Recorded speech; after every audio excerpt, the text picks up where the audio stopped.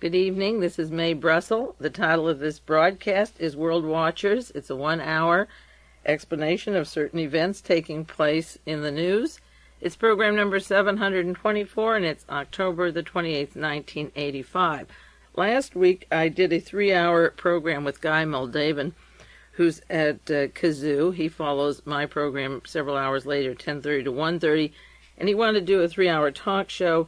And he thought he'd be very cute by having a succession of non-listeners to World Watchers in this area try to embarrass me. The first clue that it was stacked was that the telephone lit up immediately before he hardly introduced my name. And the person does not listen regularly, just listens to a few calls, and became rather insulting or tried to think that I could be intimidated. And one of the questions was about the Iranian hostage crisis. And I said that I believed it could have been orchestrated by Ronald Reagan because since that time, we've been sending weapons to Iran, and we read more and more about the involvement of our government sending weapons to Iran. And it was a good way to throw out Jimmy Carter and then have the boys all come home the first day of Reagan's administration to this great warming at the White House. And the question is, why would Khomeini do this for Ronald Reagan? And the answer probably is for a hunk of weapons. And I was thinking of Stanley Pottinger of the Justice Department, who worked under Nixon and Ford. He's the paramour, the lover of Gloria Swanson. She's strongly linked to the CIA, and his name was on tapes, telephone conversations of links to people that were picked up for arming Khomeini and sending weapons to Iran. Ramsey Clark, the former Attorney General, who was going back and forth to make arrangements with Khomeini at the time of the hostage crisis, is the attorney for Bernard Cord down in Grenada. They haven't come to trial yet, and that involves the takeover of the island and the murder of Maurice Bishop. He was the Attorney General of the United States when Martin Luther King was killed, and said within several hours there was no conspiracy, and they didn't even pick up James Earl Ray for 1 month, and he was in London and requested an attorney from the Central Intelligence Agency to represent him. Ramsey Clark goes back and forth and was very prominent in the Iranian crisis.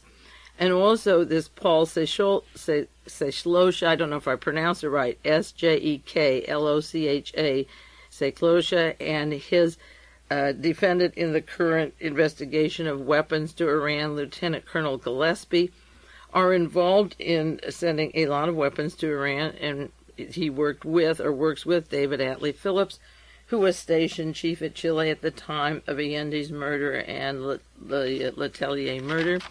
And just to bring up the point, after we were off the broadcast, the very next day there was an article in the San Francisco Chronicle and in the New York Times. Senator Cranston says China nuclear facts withheld, and he alleges that Ronald Reagan made agreements with China to give them material and that they could spread nuclear material which wasn't known to a lot of people, that has to do with nuclear capability in Brazil, Argentina, Pakistan, South Africa, and Iran. So why would Ronald Reagan be sending nuclear capabilities to Iran by way of China? The next day it was denied, and the next day it was admitted. And October 24th, the San Francisco Examiner has a story. China admits it aids Pakistan end power and the nuclear power. Then it goes on in the article, while Pakistan is the most noticeable, this article of October 24th says that, yes, they're providing nuclear assistance to one of the countries is Iran, and repeats Brazil, Argentina, South Africa, and Pakistan. So Reagan was hiding that. So why would Ronald Reagan be hiding it when he knew that George Bush has been over there making deals with China and were encouraging their nuclear capability, and they in turn are giving it to Iran? There must be some debt to be paid because Khomeini isn't the bad guy they're making him out to be. Now, regarding the summit, I would like to do hours and hours on it. I may switch to that in a week or two, but we're building up to that. And the Washington Times, the Reverend Moon paper, had a full-page ad several days, and this is where Moon, the propagandist, is great. And there's a picture of Ronald Reagan with a flag, and it says, "Thank you, Mr. President, for holding fast on your historic strategic defense initiative." And these full-page things are for the mind control of Ronald Reagan.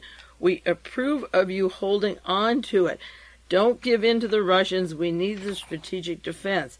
And they write to him, you have made it possible that in the year 1992, the United States and its free world allies will open up the high frontier of space for our security.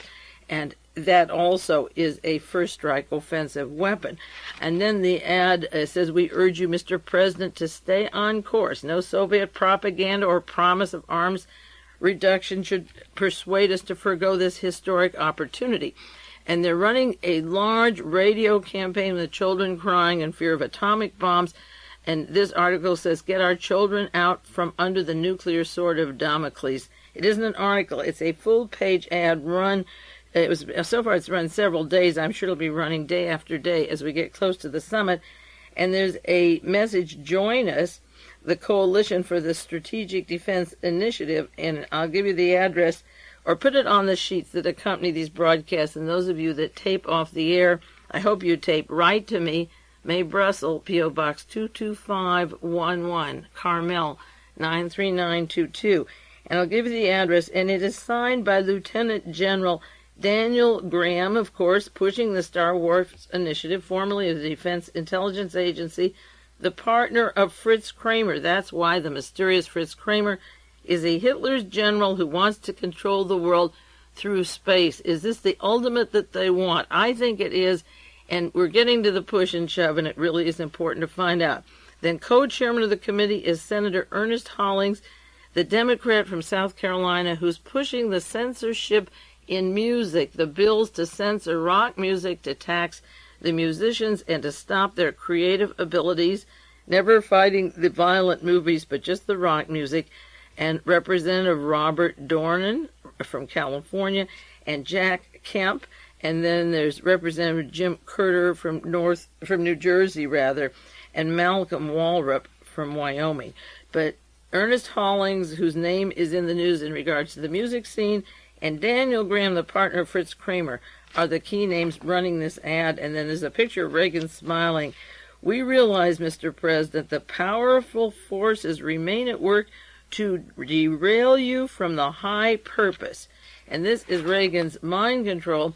The San Francisco Chronicle this morning told about the multi-million-dollar campaign the Coalition for Strategic Defense Initiative is going to spend, anywhere from $2 to $10 million in the next 3 weeks, saying, don't let him give up America to the Russians. This is the ultimate goal of the Fourth Reich, to control the world through space, through laser weapons, burning the earth, scorching whoever they want, first strike offensive. This is what the past 40 years have built up to, these 40 years, and now they're saying, don't give in.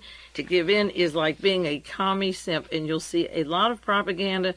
Start saving your ads in the paper and check them out.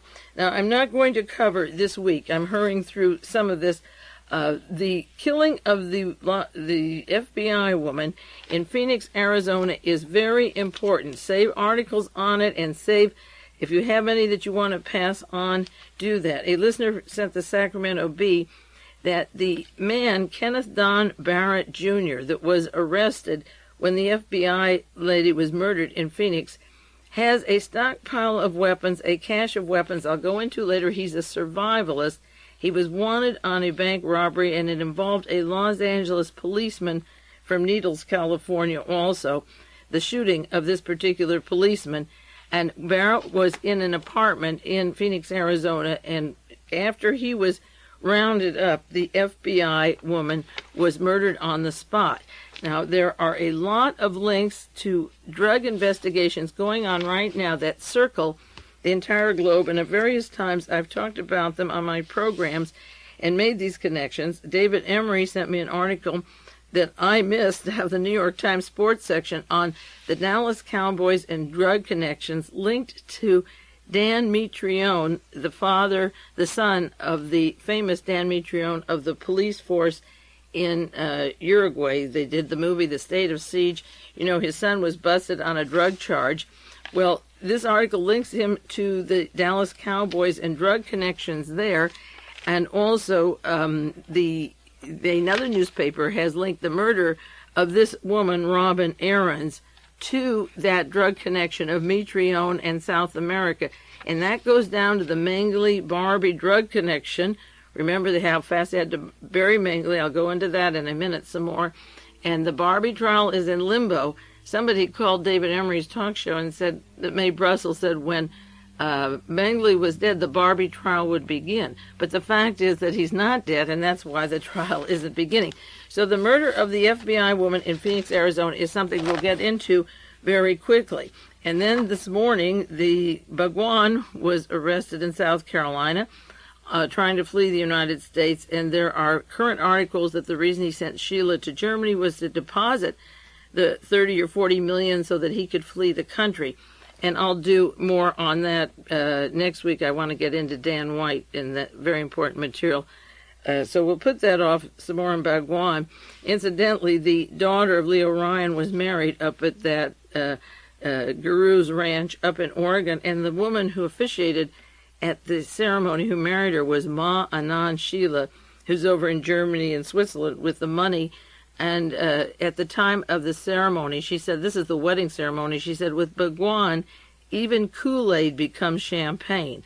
She used that at the wedding ceremony of the daughter of Congressman Leo Ryan, who was taken up to and literally fell in love with, or was she drugged, the Rajneesh up in Oregon.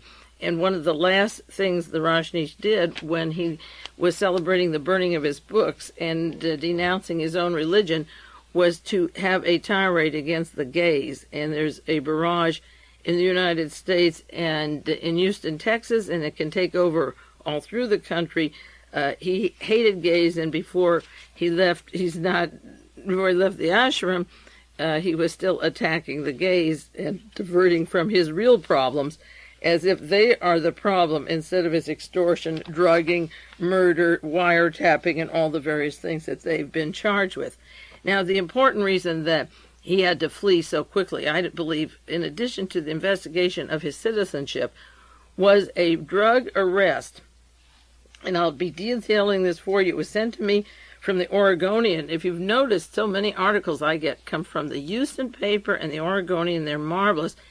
And this is one, fugitive said tied to sect. And this has to do about the arrest in Seattle, Washington, where the grand jury is investigating a West Coast drug dealer, a significant large drug dealer, Robert Franklin Black, 44 years old, a cocaine drug dealer who was arrested in British Columbia, who has been wanted by the FBI since 1975 with his connections down to San Diego drug dealing, and also he was linked to the Rajneesh and had 3 different names, Indian names that they had given him, because that outfit was in international cocaine, heroin, hashish, you name it. So when they arrested this fellow as of October 1985, all hell broke loose at the ashram and they had to split. Now, the bunker mentality, the man who the FBI was seeking in Phoenix, Arizona, had a stockpile of bunker of weapons and is a member of the Survivalists, which is the Minutemen, the Nazi, and the Klan. And I've talked about, and not enough, on the Calaveras County mass murders and the Survivalists there, and Charles Ng, who's now protected in Canada and hasn't been sent to the United States yet. They located a mystery man who was involved with San Diego drug dealing, linked to the slayings of the group at Calaveras County, and they arrested a James Allen Miller, known as Greener. His name is Wayne Greener, and he was held on a $100,000 bail. And again, the money from Leonard Lake and Charles Ng and CLARALYN BLAKEY, down to San Diego drugs, Rajneesh, and Bhagwan, and the drug connections that go down to San Diego, the rest up in Canada, just recently all connect with each other.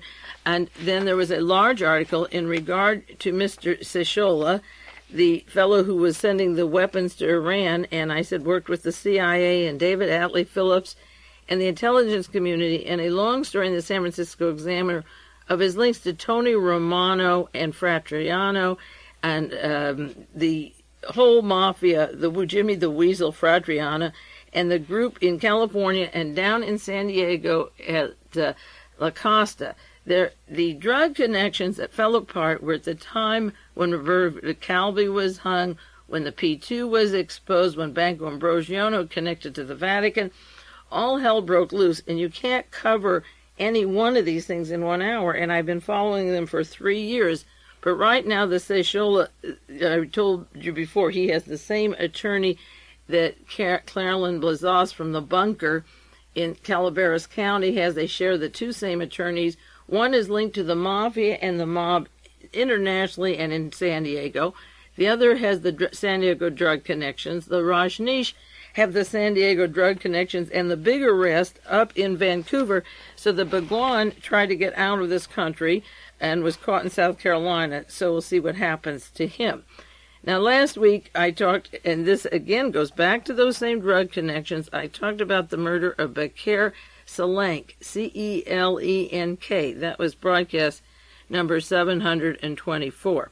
And those items I just mentioned very quickly, I'm just throwing them out. The killing of the FBI woman, the bunker in Calaveras, the Rajneesh, and the Sjeklocha case. All four I'll go back to maybe 1 hour each and set the groundwork to mesh them together again. But I want you to know how much is coming out, how many people are in jail, how many people are fleeing and getting protection from the government so that they're minimizing the impact of the interconnections of all these people to one grand dealing operation that again centers itself in Milan and in the Vatican and in Washington, D.C., with the higher-ups in Washington. But getting back to last week, I talked about the murder of Bekir Celenk, a primary witness in two scandals taking place simultaneously.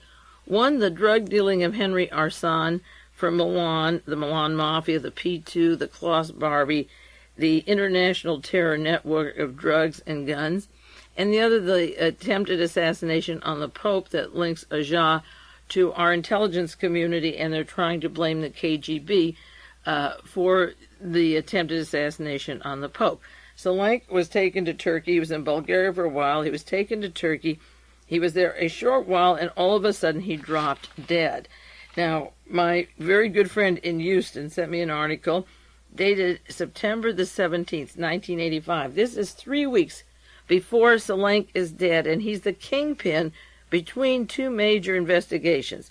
This is the story of Agca's trial that I didn't see in any of my other papers.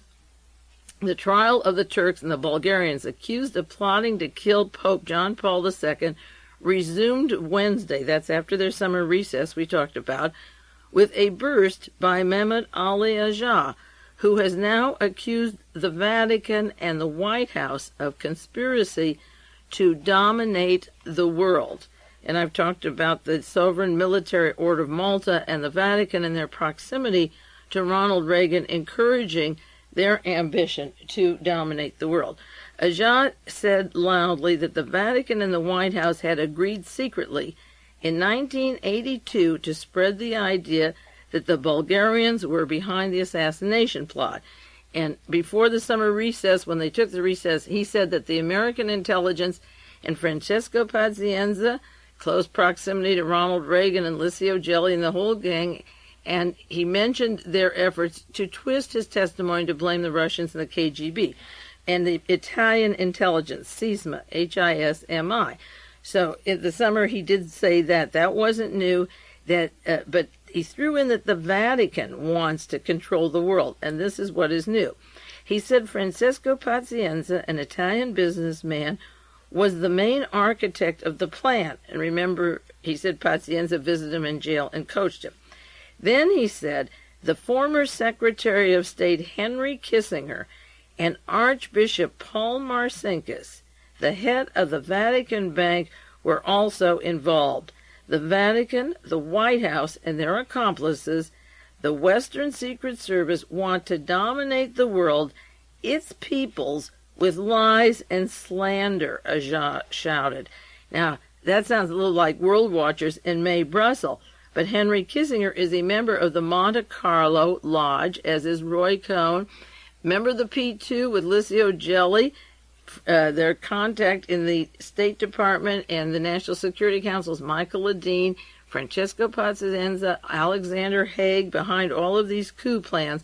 And after he mentioned Henry Kissinger and the Vatican, Paul Marcinkus, because those are the two that link to Mr. Celenk's guns and drugs traffic, and they also are pivotal into the connection of blaming the KGB and the Bulgarians for trying to shoot the Pope. 3 weeks later, the man who connects those two cases was murdered. Celenk was murdered October the 14th, 1985, and September the 17th, Agca had fingered Henry Kissinger and Paul Marcinkus. And another article from the Houston Post that I haven't seen in my other papers. This is September 30th, 1985. Abducted Vatican schoolgirl is dead, caller claims. A while back, the daughter of a man working in the Vatican, her name is Emanuela Orlando, was kidnapped by the Nazis, by the Grey Wolves, by the fascist element, and they said, if you don't free Agca, we're going to kill Emanuela. And the contact man, again, was Francisco Pazienza, the close associate of Alexander Haig and Michael Ledeen, with his inroads to the White House, to Ronald Reagan. And why would the Nazis, and the equivalent to our Klan, but the Nazis and the Grey Wolves, why would they want to free Agca if Agca did a job for the Soviet Union and the Bulgarians, which is a direct contradiction? There weren't any leftists saying, free her and make a trade. It was the hardcore Nazi drug dealers. So far they hadn't offered Agca, and they got a call last week saying that Emanuela had been murdered. Now, the story that Pazienza gave Agca is that you will be free, do this for us. And remember, Agca had a temper tantrum in court. He said, Pazienza's in jail in New York. He can't help me. He can't even help himself. So after that, when Pazienza couldn't come through and there was no more to barter, they said that she had been killed. She was kidnapped June 22nd, 1983, and now they're asking for $1.7 million, and they'll give them the body. Nobody has claimed the body. The Vatican isn't putting up the money, but again, it's Pazienza and the Vatican involved in offering Agca his freedom. You know, if he gets his freedom, she'll come home. And he is naming the Vatican. Now, in the summer, August 8th, 1985, there was an article in the Washington Post about Bekir Celenk, the fellow that just died, was murdered 3 weeks ago, and it tells about his international drug dealings and firearms smuggling, and how testing out Agca's statements that he was involved in the plan to kill the Pope were ridiculous. And the New York Times had a story July 30th, 1985. Turkish officials call suspected racketeer the key to the major drug smuggling inquiry. Now, he had to die because he was the key to the drug smuggling inquiry. It would connect to those various cases that I just mentioned earlier that go over to Germany, to Swiss banks, international drug traffic, and down to South America, to the Barbie Mengele drug traffic out of Paraguay, Bolivia, and Brazil. And the New York Times refers to him as the primary witness into the charges of drugs and guns that went to South America, to Middle East, particularly the Middle East. The ring was broken up just at the time of the P2, and the connections of the Masonic Lodge that planned fascist coup, particularly in Italy, but in other countries that ran death squads and still functions in many areas of the world. They're still carrying on, you know, doing their work. Like Stefano Della Chae is down in Peru helping with the death squads there. But the New York Times had pointed him out as a key to the major smuggling inquiry. So he is killed. When the big smuggling investigation picks up in Canada, in Vancouver, and they picked up an agent, I'm sure they could have had him years ago. He's been carrying on since 1975. The Bhagwan leaves the country, the Rajneesh, and a lot of activity is taking place. Stockpiles of weapons when they're discovered.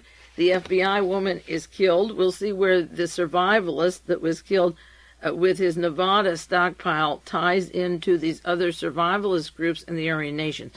So it's a very important cycle of events taking place now, And a lot of inquiry is going down also down to Brazil, the center of drug traffic, and I want to talk about that for just a few minutes. A gentleman died last week, October the 10th.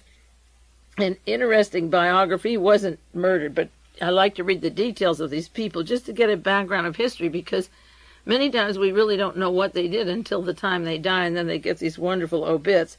This was in the New York Times. General Emilio Medici, military ruler during Brazilian miracle. It tells that he did an economic miracle for Brazil that left them with $100 billion debt for the third world. That's the title says miracle. The miracle was the debt. General Emilio Medici, 79, whose term as military president of Brazil was 1969 to 74, was marked by stern repression and spectacular economic growth. 1969 to 74. General Medici controlled Brazil at a time when most of the South America was under strict military rule. In Brazil, real and suspected political foes were hounded, the press was censored, and political prisoners were tortured. The Medici period saw remarkable economic growth, but he developed the Trans-Amazon Highway, now largely abandoned, and laid the groundwork for the current foreign debt of $100 billion, highest in the third world. He was born to Spanish, Basque, and Italian parents, lived in the southern part of Brazil, went to a military school at age 13, commanded the military, went to the military academy, similar to West Point, then studied as a military attaché in Washington, D.C., as head of the National Information Service, the intelligence agency. Now, he just died, 79, just this past week. But all this time period, JOSEF Mengele was living in Brazil with Mr. Wagner and Mr. Stengel and all the top Nazis right under his nose, hundreds of them, many hundreds. He was active in 1964 in the military coup that threw over the democratically selected leftist president, Mr. Goulart. That was just months after John Kennedy was murdered in the United States. Vernon Walters, working for the CIA and the Vatican, assisted in throwing over the Democratic president in 1964, and this fellow moved in. When President Costa e Silva, also a general, died in 1969 after a stroke, the military junta chose General Medici, as head of state. He used dictatorial powers at his disposal. He silenced his opponents. He fired them from civil jobs or elected posts. He sent thousands of Brazilians into exile. He never held a news conference. He made few public pronouncements, and he once declared, "I believe in the virtues of discipline, order, and unity of command." In 1971, Richard Nixon welcomed General Medici at the White House and told him in a phrase still quoted, "As Brazil goes, so will go the rest of the Latin American continent." He turned over his presidency in 1974 to another general, Ernesto Geisel, going through a system in which the armed forces were in control of the civilians all the way from the time the United States put that coup in 64 until just last year, when the military powers relinquished to civilians in March. And of course, on the eve of the inauguration, Mr. Neves, the president-elect, died of multiple surgeries and poisonings, and the vice president had been with the military regime. And Romeo Tumo, the chief of police down in Sao Paulo, Brazil, was part of the death squads, and he could pick up any corpse, take its picture. This fellow worked for the intelligence system through this whole time period. Take the photographs of a skull that's going to be stuck in that grave, and if ever they want Mengele, just dig up that skull. Now, the chain, the syndicated chain that carries Jack Anderson's stories, as of October the 8th, has a follow-up. Mengele doubts. In the face of a U.S. pronouncement that JOSEF Mengele is dead, we had the temerity in June to suggest that the Nazi war criminal may be around and thumbing his nose at the world. He said the findings of the experts were impressive, supported by letters, but letters don't show a body. There's no x-ray of the teeth or photographs. other documents provided by the family, why are the family reliable, and the testimony of those who knew him in Brazil. And everyone who knew him in Brazil was part of the Odessa Gestapo avowed Nazis. So the letters, the family, and the friends is just putting it back in the same expertise that got him out of Europe to continue what he's doing. Jack Anderson said, our sources say that the medical evidence is cumulative but not specific, which is true. The documents and testimony don't jibe with others, and there's more evidence to be procured. They can't shake off the tantalizing suspicion that the drowning could have been manufactured as part of an elaborate hoax. Just as several governments were closing in on Mengele with millions of dollars, in 1979 the grave suddenly gave up its bones, and he was supposed to have been put in that grave. It's very convenient, the timing is suspicious, and he was an accomplished swimmer. I'll continue on the Jack Anderson account in 1 minute. We'll take a 1-minute break, and I'll go back to a little more about Mengele and then try to do most of the rest of the program on the Dan White story.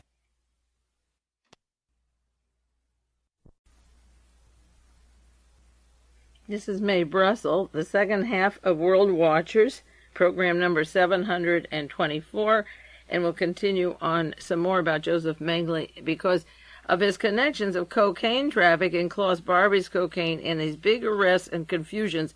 It's very important to center always going back to Joseph Mengele, the person, and also the cocaine dealer with Klaus Barbie. Jack Anderson, again, this is October 8th, 1985, said the Israelis have refused to close their files on Mengele. They sent an expert back to Brazil. A source close to the Israeli investigation confided that the Israelis have a 1982 letter in Mengele's handwriting. If the letter is authenticated, he could not have drowned in 1979. The Israeli and American intelligence agencies picked up reports of him in Paraguay in the 1980s. The United States intelligence and Israel. The latest was in August of '84. A CIA dispatch said that unconfirmed sightings of him were reported in the Paraguayan border cities. Now, it's that border between Paraguay and Brazil where a hunk of money, millions, has been put and was caught in 1984, making the chemicals possible for the cocaine manufacturing it to distribute to the United States. But I'll get to that in a second. Jack Anderson said the CIA has learned from a member of the Paraguayan dictator Alfred Stroessner's staff that Mengele sent correspondence, including Christmas card, to them from Portugal as late as 1980, and I've cited that in my research. He traveled back and forth between Portugal and Brazil. The Israeli authorities, according to sources who have talked to them, believe Mengele is alive, still in Paraguay. Secret CIA cables report that Mengele has been trafficking in drugs under the alias of Enrique Waldman, or Henrique, the French, Henrique, Enrique Waldman, W-L-L-M-A-N, and the other is W-A-L-D-M-A-N. Like the Israelis, we haven't closed the books on Mengele. We have assigned our associate to spend full time to determine if he's alive or dead. And out of the Sacramento Bee, October the 10th, Mengele's death disputed, new clues cited. Israel is examining evidence that indicates that Joseph Mengele is still alive. Yitzhak Feinberg, press aide to Moshe Nissim, the justice minister, said that the top police found some new information in Brazil and they would not yet disclose all of it. But generally speaking, they said that the Israeli radio speculated that the new information might be a report from a German doctor who had treated Mengele for a chronic bone disease. Dr. Kurt Lambert said the disease was an osteomyelitis. He said Mengele had trouble with his kidneys because of pus from the osteomyelitis, and the kidneys got in trouble. Lambert's quoted Mengele as having told him these symptoms. Osteomyelitis is an infection of the bone marrow or the bone structure by bacteria that produces pus. An autopsy found no trace of osteomyelitis, and Dr. Lambert said, I don't understand it. Any sign of osteomyelitis should have been found in São Paulo, Brazil. Now, the Sacramento Bee has another article, October the 10th. Wiesenthal script finished. Abby Mann, the producer, has a literal labor of love. The Man Who Made Judgment at Nuremberg, a write-off. The Marcus Nelson murders, the Atlanta child murders, which is a total disfigurement, was given the Wiesenthal assignment last December. He's making a movie, and he is treating Simon Wiesenthal as a great hero, and you can look forward to that movie Abby Mann is making on Wiesenthal, the Nazi hunter. Now, Wiesenthal speaks up as being very courageous.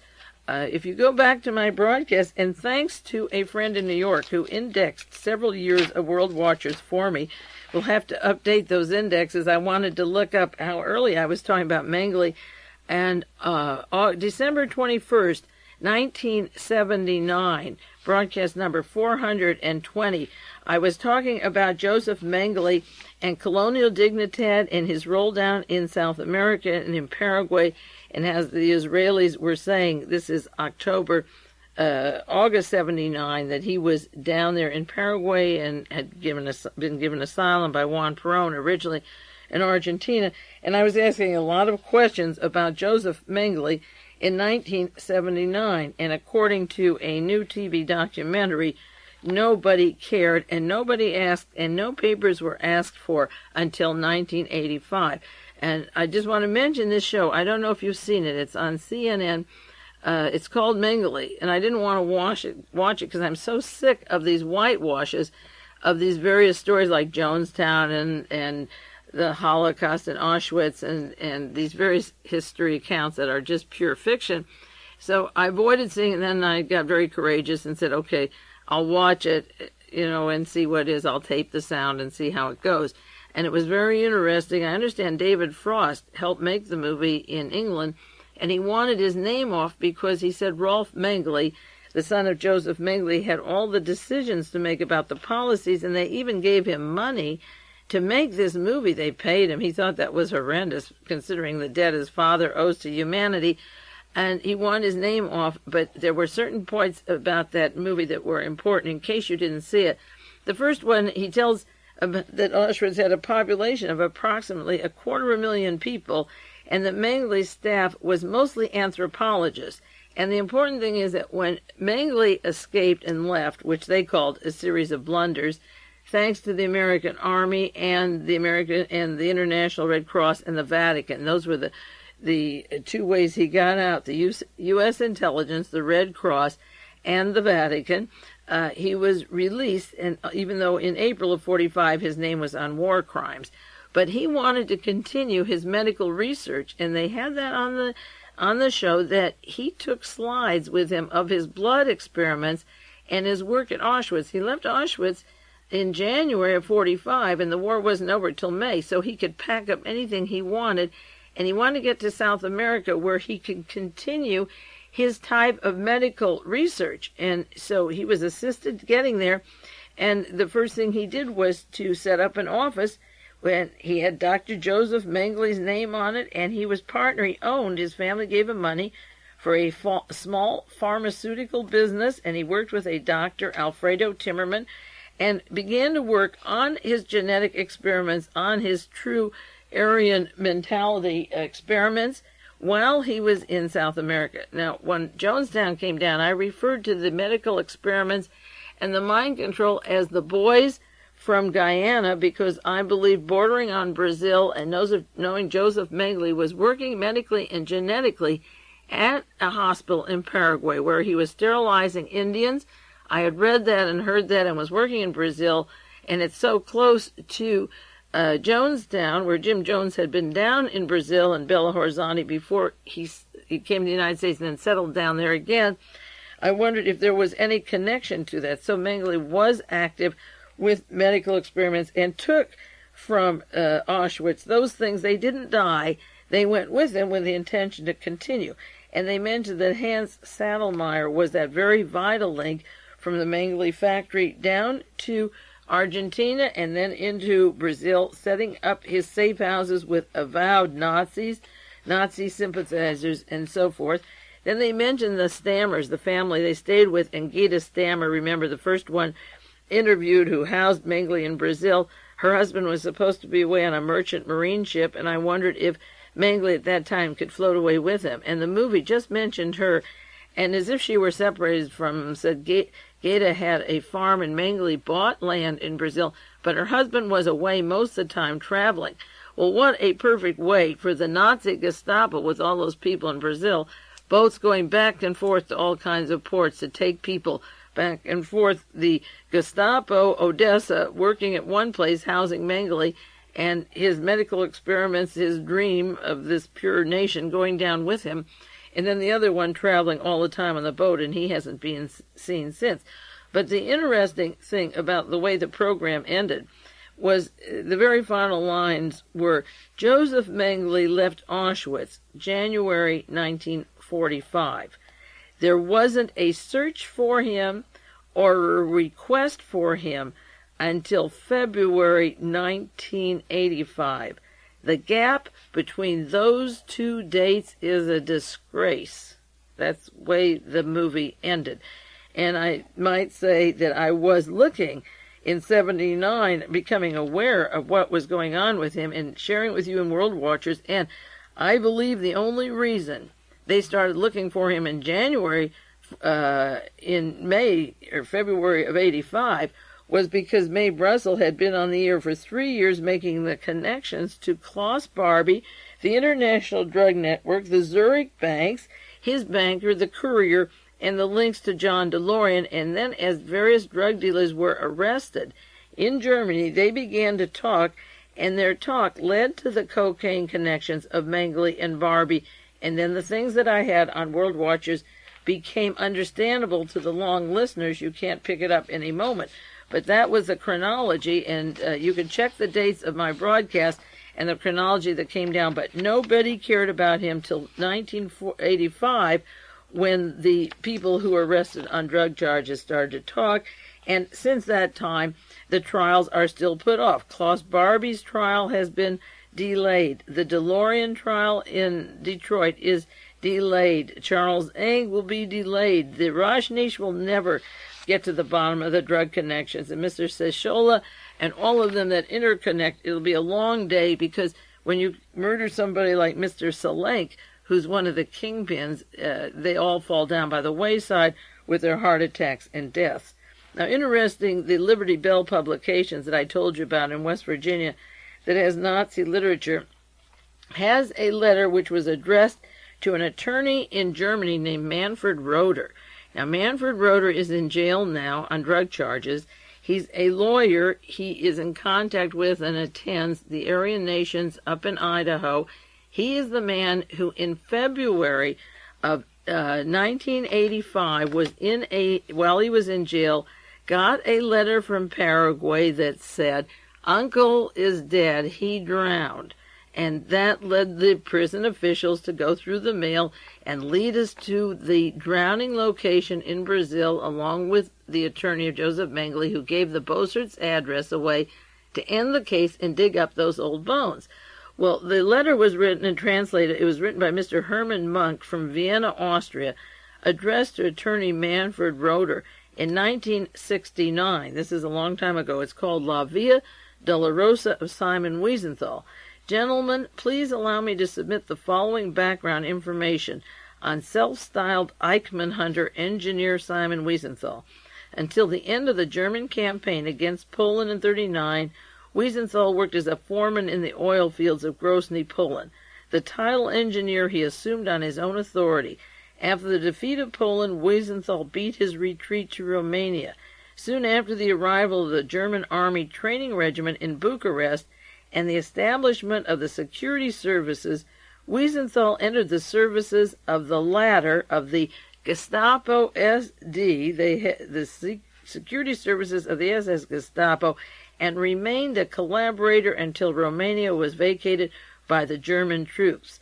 Later on, he surfaced in Vienna, claiming to be a racially persecuted, you like this little letter, persecuted, and that he spent a long time in German concentration camps. This, as well as his claim to the title engineer, are figments of his own imagination, since he never spent a single day in a concentration camp. All this information was recently brought to the attention of the Israeli cultural community in Vienna. Wiesenthal is no longer respected in those circles. I might add he makes millions. He just broke ground this week for a $100 million remembrance center on federal government property in Washington, D.C. The letter concludes, we can only assume Wiesenthal's actions are not based on ethical reasons, but pure and simple desire for self-aggrandizement, and that it is an adventurer without scruples. It's signed Herman Monk, and it was sent to the same Manfred Roeder who connects to the Lockheed engineer who worked with the U-2, and Thane Caesar, who shot and killed Robert Kennedy, Manfred Roeder of the International Odessa Nazi South America, North America link. This was 1969. It just didn't come out recently. And then they published this same publication. So I'll give you the address of where to order this correspondence. In 1973, a correspondence between Mr. Wiesenthal and attorney Manfred Roeder with a lot of name-calling.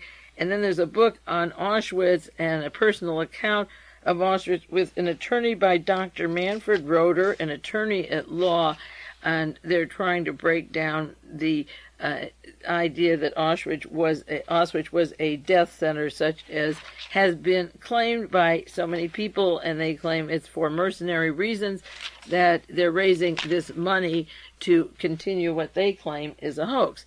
Now, I know people were killed and tortured at Auschwitz, and it's hard to tangle the truth from the facts in this case. Sometimes I often felt that there couldn't have been an Auschwitz because the feeling of the Jewish community, by and large, is to hate Russia, that freed them from Auschwitz, and believe that war against Russia is better than being a partner of the Germans and suppressing the track record of the Germans. In one of these correspondence on Auschwitz is a picture of Manfred Roeder, a successful farmer, an attorney. It tells about his role in the National Socialist movement in the Reich, and he's led mass demonstrations. He wants to relieve Rudolf Hess. But you'd think that some of these people in charge for drug dealings or so forth were really hard criminal types. He's sort of a G. Gordon Liddy serving his time in jail in Germany, who helped find the corpse of Joseph Mengele, while the truth is that it isn't Mengele, and he perpetuates the myth, and Roeder is directly involved in that and goes a long way back in these stories. Now, the Washington Post has a long article, an interview, making a superstar out of Mr. Kerley, Ellis Kerley, October the 6th, 1985, the Sunday paper. And I've mentioned him before with a person who went down to identify the body of Joseph Mengele. And he has an interview, and he says that they asked him about his work and his questions. One of the questions is, you worked on the JFK case, the Howard Hughes case, and the Mengele's case. Now you're working on MOVE. How does it feel to have a part in determining history? And he said, I don't know if I determine history as much as determining who was involved in it. As if Mr. Ellis Kerley is telling you who was involved in anything in Sao Paulo, Brazil. Look how he turns that around. By his so-called anthropological autopsies, he can lie about John Kennedy, lie about Howard Hughes, lie about Joseph Mengele, and wait till the MOVE case comes together. Now, they have a biography, a picture of forensic anthropologist Ellis Kerley, and I mentioned that he's the fellow in February that got a skull or drawings from the Defense Department and studied it, and before the Mengele body was, in quotes, discovered, and February of 85 is when all the drug stories were breaking apart, and when Mr. Roeder was talking and saying Uncle is drowned, and Kerley was getting this skull.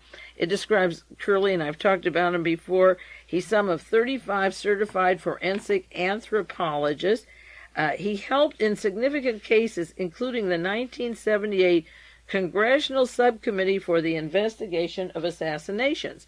Now, that is G. Robert Blakey covering up the murder of John Kennedy. And it said he worked with aspects of the Hughes estate settlement and the remains of American servicemen. More recently, he's been in Sao Paulo, Brazil, Mr. Kerley fought in the European theater World War II. He worked in Japan from 1945 to 55.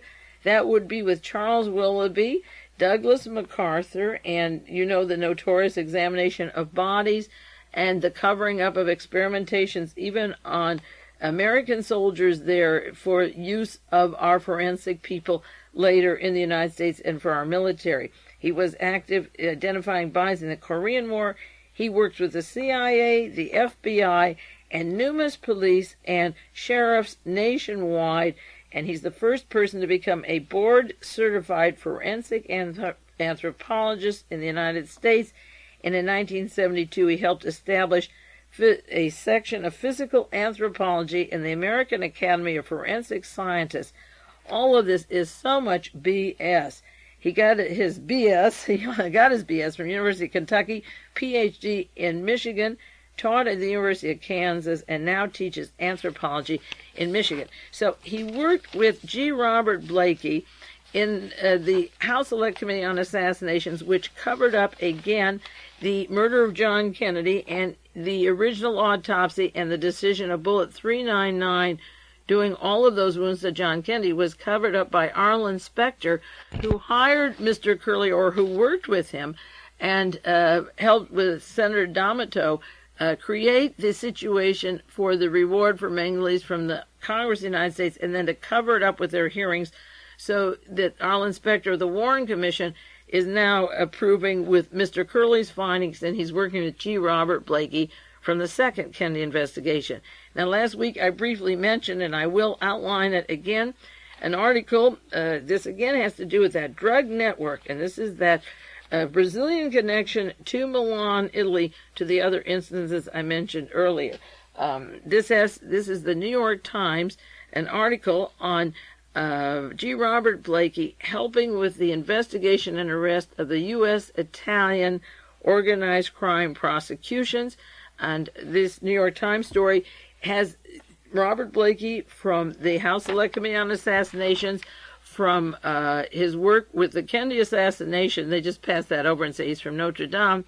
The article is October the 10th, 1985, and the investigations that he's helping with are the pizza connections and the Tomasi Buscetta, the Sicilian mafia, who was connected, and it goes into his arrest in Brazil, how he went back to Italy, then went back to Brazil.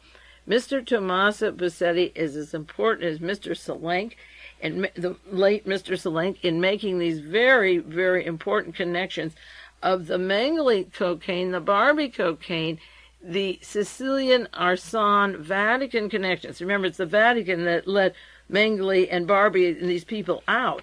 And in return, they went into the drug traffic to increase the money for the wars against those people that oppose, say, the Roman Church, or they consider them opponents if they're laborers or want land reforms and so forth. The Vatican is tightening up all kinds of reforms and changes. They just silenced the priest in Brazil for 1 year. He can't talk. So they gave their passports to these people, and these people paid back by increasing their funds to the church and increasing the money for the guns, and the way they did it was through drug traffic. And the London Observer, I cited once before, has a full page. What I have to do is outline each of these articles for you, but there's so much news coming in. It's the week in focus. The mafia goes to court. There's the picture of Mr. Buscetta. Not since Benito Mussolini, I mentioned this before, has when he acted against the mafia, has there been such a barrage against the mafia. So Tomasi Buscetta, as I said, is in Italy. He's testifying. There's 95 murders he's talking about, 5 attempted murders, trials beginning in Palermo. Celenk, who was killed in Turkey, was an important witness, but Tommaso has connections. According to the London papers, the distribution centers are towns like Oregon and Illinois, and so the Oregon drug connections question, the arrest up in Vancouver 2 weeks ago, and the link to the Rajneesh, and why Bhagwan fled, because they are international drug traffic through Europe, the same channels, drugging. So all of these things are coming together. The Italian court case, but involved with the Italian court case is G. Robert Blakey, from the House Select Committee and G. Robert Blakey hiring and working with Mr. Kerley the first time on the Kennedy papers, and his going down to Brazil at this time, where that if it wasn't the dead Mengele, it would be a live one, as Jack Anderson said, still involved in drug traffic. Now, last year there was a mysterious plane crash that I talked about on World Watchers, number 686. That was January 85. There was an airplane that crashed up in the mountains. It left Asuncion, Paraguay, just at the time when they were starting to look for Mengele, and Mrs. Clarsfield had gone down to look for Mengele just about that time. I think just the week that this plane crashed, she'd found Klaus Barbie, the other half of the drug traffic. And, of course, we have Mr. DeLorean with Gordon Novell by his side. Novell from the Permindex, the Defense Industry Security Clearance Group. So this plane crashed into a mountain in Bolivia, and they couldn't find any survivors, even with all our modern technology. That was January the 6th, 1985. A team of Bolivian climbers fighting high against the winds and an Eastern airline. Now, since that story I had on World Watchers, Eastern Airline has been fined for heavy cocaine narcotics trafficking. A Boeing 727 carrying 29 people, 8 of them Americans, crashed into the mountain, and one of them was Marion Davis, the wife of the U.S. ambassador to Paraguay, Arthur Davis. Another was William Kelly, director of the Peace Corps in Paraguay, and Jonathan Watson, a Marine, and a group of Eastern Airline employees from Miami and Houston, large narcotic centers. The radio went down. They had no message of these people, and I talked about that and the possibility that the not finding any people on that plane, that they could have been either listed as passengers and not been on there and then escaped, and one of them with an alias could have been Joseph Mengele. I'm sure they didn't run out of disguises for these people. And I referred to the book The Final Trace by Brian Boylan, and he is a gentleman who told me about he and a friend, about the cocaine and the drug connections and the Barbie and Hetrick and Mengele connections.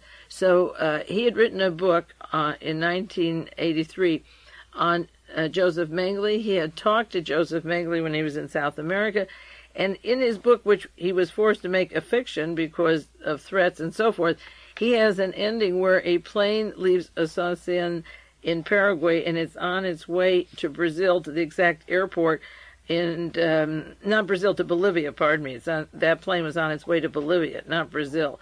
And how the plane, there's a violent explosion in midair, and the plane goes down, and they get all the bodies but 3 people that were supposed to have been on board, and he sort of suggests that it would be Mengele and 2 others that weren't on the plane, but were using these aliases. That was his fiction, but it was just a guess on how Mengele could leave Europe.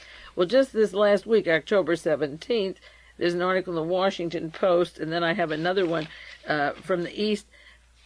Air crash probers' luck runs 50-50.